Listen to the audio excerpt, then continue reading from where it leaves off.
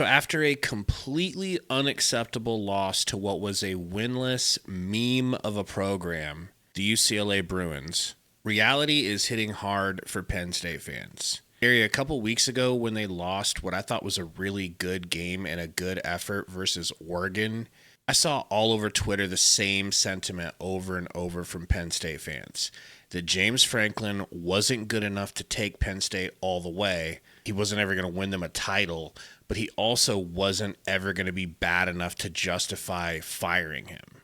Then a week later, here we are with their fans justifiably calling for his job. Like they got, in a backwards way, kind of what they wanted for their future. Now, ever since the 2023 Nebraska loss to Michigan, where they just beat us up, I think that was the moment that you and I really fell in line behind Matt Rhule and just became all in for him. Just the way he handled it, it was like we just both agreed that we just knew he was the right guy, win or lose going forward. And since that moment, the one team that I've worried about that would be the most able to steal him away from Nebraska is Penn State. Even though that seemed unlikely, like they would never need him. They were never going to want to even reach for him. They could do better. And maybe they can. But as painful as it would be to watch him go to Penn State, I don't think I could hold much of a grudge against him if he chose to go rebuild an absolute blue blood. It just so happens to be his freaking alma mater. Am I overreacting? Is this too early to think that this is going to happen? Or does this thing have legs? Obviously, to start with, nobody has said anything that Franklin's getting fired. Nobody has said that anybody's reached out or tried talking to Matt Rhule. This is 100% speculative, a little bit of rumors on Twitter, a little bit of talks here and there of the what if game. But it's because, like you said, fans have wanted a number of the fans have wanted Franklin gone because they think he can't win the big game, get him over the hump. Maybe they're right. Also, like you said, losing to a team as bad as UCLA is that's going to get everybody's ears up. I don't care what your fan base is. So, as far as what you're saying, is it crazy or unrealistic? Like, no, man. In general, coaches don't stick around to places anymore. And then on top of that, you factor in Rule doesn't typically stay places very long. He's a program rebuilder. He builds the program up. His stock rises. He takes a better job. Rinse and repeat. Obviously, you've got the outlier for Carolina, but as far as college goes, I'm with you, man. You 100%. I mean, Scott Frost left a school where he walked in a year after they went with 0 wins, took him to 500, and then had him undefeated, and that was the whole deal. And he walked away from that to go to his alma mater. He came out later, obviously saying it was a bad job. He shouldn't have taken it, blah blah blah. But I'm saying if you can get a guy that flips a program that quick and there's other scenarios. I'm just, as a Husker fan talking to Husker fans, using that as an analogy. These coaches don't typically pass when that ideal job comes along. Now the question would be, is that his ideal job? I would assume so. Sounds like you assume so. I think most people would assume so, but maybe it's not. I mean, he still has all the ties with Philly, the New York area, all that stuff, New Jersey. Just when it comes to recruiting, his buddy has on his podcast with him, all those things. I don't think it's crazy to think about. I think it's crazy to scuff it off and act like it's not. I mean, it's Penn State, dude. It's not a team that needs a rebuild. It's not, and that's an argument you could make is Matt Rule is a program rebuilder, not an elite get a team over the hump X's and O's coach. Maybe he is. We just haven't seen that part of his game yet. So you could use that argument either way. Like, nah, it's not going to look good to him because there's going to be too high expectations for him to walk in the door, not have to rebuild, implement his system with his guys and win. But that could also be alluring to him. Like, oh, man, I can go to the place I've always wanted to go. It's ripe for the picking as far as insert maybe a guy or two. But if I have confidence in my philosophy, my coaching philosophy wouldn't be long, and I'm able to take my alma mater over the hump and take them to the promised land, kind of what everybody thought Frost was going to do. So, I mean, I think it's a real possibility. I think it's a real concern Husker fans should have. There's a good number of fans we hear from in the comments, you see on Twitter when we're doing our live streams, that think that Rhule's a bust. this rebuild's taking too long. Get him out of here, get somebody else in. You might get your wish. I don't think you're going to like getting what you were asking for, but there's a chance you could get your wish. And from a selfish Husker perspective, what does that do besides force you to replace a coach? Like the steps that have been made and the trajectory that you're on in this rebuild, that gets interrupted and redone completely. How many of these recruits, I would assume Rhule 100% go somewhere else, depending on who Nebraska would replace him with. What does that mean for guys like Trey Taylor? Are they no longer interested in staying committed? The 4 and 5 star guys we've been getting, it creates a whole very uncertain, scary world if as far as Husker fans goes, in my opinion. And again, we're speculating. There's nothing. We're getting way ahead of our skis worrying about those types of things. But I think it's a real thing, man. I think every year that certain jobs open up, a week ago, people were talking about Holgerson possibly leaving for the Oklahoma State job after Gundy was let go. So, I mean, you always have to worry about that with the coordinators. You look around the league, people are replacing coordinators. We've seen the lengths that teams have had to go to restructure a roster at just from players moving. I think if Rhule were to leave to go anywhere, but especially a job like this, I think it just guts the program. Like you've got to get somebody in here that can do as much damage control as possible to not lose too many of the guys you already have, the recruits. You're already going to lose some anyways. It's just the way that the year works now in modern football, and you're not done with the rebuild. You know what I mean? So I think it's a very, very bad spot for Nebraska, a very good spot for Rhule. I mean, at minimum, maybe you force Dan in to go in and go, look, how much more do we need to up your pay to make sure you don't leave? Or, what can they afford to do with that? Or is it even something he's going to be interested in? Is it a situation where he's like, it's not really what I do? I surround myself with guys. I rebuild programs. I insert culture in a way of doing things, and then I let the coaches coach. That's not really what that situation looks like on the outside looking in. I'm not real deep in on Penn State football by any means, but I don't know, man. I think it's going to gain legs because I think every fan base reacts. Some fan bases react play by play, but every fan base reacts week to week on things like that with a coach. But when you've got a coach that's already not beloved by the entire fan base, there's a loud majority of the fan base that's wanted him gone. Now there's more reason to let him go. If there's a hang up or they can't win another, decent sized big game, they keep falling.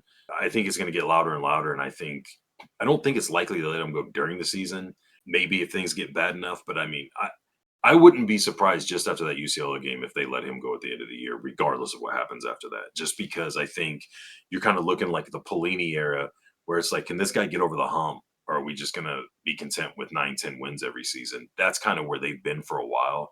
So now that he's slacking back, I think that gives him more incentive to appease the fans, move on without looking like an idiot that let a 9-10 win perennial season coach go. It just seems like it's kind of lining up to where I think this conversation, this topic, which is just rumors and kind of gossip right now, is going to gradually gain legs as the season progresses, especially once we get towards the end of the year. I just hope that as it does, I hope as it does, Rhule gets out ahead of it and nips it in the bud if he's not going to do it. But I mean, even if he does, everybody's going to go, well, of course he's going to say that. We'll see what happens at the end of the year. So I'm worried about it for sure. I don't know I know a lot of people are going to be like, scoff at it. It's no big deal. Some people think it's a foregone conclusion, but I'm worried selfishly for the short or long term, if that makes sense, the next 3-ish years of the program, that it's just going to put us in a huge reset mode that I don't know that the program can withstand. Video is brought to you by Profit X. Football's finally back, and this season we're using Profit X as our go-to for season-long plays and player props. Profit X is America's #1 sports prediction market, where you can win real money predicting sports in 40+ states. It's awesome because you get better odds than traditional sports books because you're playing against other people and not the house. With Profit X, you can request your own odds, play with confidence, and get super quick payouts straight to your bank, card, or even crypto. And here's the best part. If you sign up at ProfitX.co or download the app and use promo code RANT, you'll get up to $200 in Profit X cash on all your plays for the first 30 days. Sign up now at ProfitX.co or download the app and start winning real money predicting sports. Terms and conditions apply. It's kind of a perfect storm because somehow Penn State is starting to fall apart a bit, and the Huskers are at least showing a face of a team that is back on track fully. They're 4-1. They lost by 3 points to what's now starting to look like a really good Michigan team. I don't know that Matt Rhule's stock, I think it will get higher, but I don't think it's been higher than it is right now. And the fact that he played there and he's got all the ties possible. I mean, I almost would want to be happy for him if he went back. He deserves it. I know he loves being at Nebraska. I truly believe that he enjoys being there. But this is your college, man. This is your blood. Yeah, I feel like as a head coach in football, if you're a college head football coach, your number one dream, my opinion, is to get to the NFL. Well, he's done that and it didn't work out. And he said after that experience, you got to take everything everybody says at face value. You know what I mean? They say what they say. But he's like, yeah, I didn't like it. I didn't have the control I have in college. I like the relationship with the players. He's still friends with a lot of people he coached on the Panthers, guys he coached at Temple, Baylor, all that. He likes that kind of revolving door of developing players and in everything that college football entails that NFL doesn't. To me, your next goal, if that's what you're always going to be a college coach, is to coach your alma mater and try to win a championship as a coach for your alma mater. So I mean, I'm with you. I wouldn't blame him. I wouldn't be mad at him one bit. I'd be upset from my personal perspective as a Husker fan, but I mean, that's kind of what you do. You know what I mean? So I would just hope that there's some reason or something, whether it's how much he really likes it here, the family. There's nothing else here. You know, there's no other competition. We don't have a Nebraska State or a pro team or two or whatever. Like everything here, you're about as big time as you can get. Not saying Penn State's not. They're a blue blood. They're right on the cusp of being a perennial national powerhouse. But just hopefully there's some kind of thing that's like it's just not worth doing that. I mean, if you look at the backside, say he goes there and they get worse because he's never been on a team that's like on the door, knocking on the doorstep, and then see what happens a year or two after that. The closest he got was when Baylor was playing for the Big 12 championship, and he was gone the next year to Carolina. So I mean, he's been able to see the fruits of his labor as far as these really bad bottom of the trash barrel programs that he builds up over a few short years. But before the next level of expectations, like, okay, now what can you do with that team that you brought him back from the dead? He's gone. So maybe there's a draw or an intrigue there, or maybe a little leeriness of, man, there's just one expectation when I get there. You know, there's not the stuff I do, or by the time I do what I want to do, the team's going to regress. And now, you know what I mean? I don't know. I hope there's something that I would be absolutely shocked if Penn State didn't reach out to him if they do make a coaching move. So I'm just banking on they're going to, and that's why I'm hoping that there's something on his end that he's just like, nah, I'm good. I think that's very wishful thinking.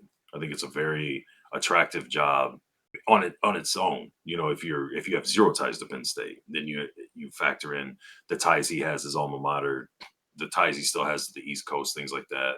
I honestly kind of feel like it's a no-brainer. If I was a Penn State fan and I wanted Rhule, kind of the same way we had Riley and we wanted Frost when he was tearing it up at UCF, I would feel very confident that if we fire Franklin, we can get Rhule. I don't know that that's the case. I would feel confident if I was them, and that's what I wanted.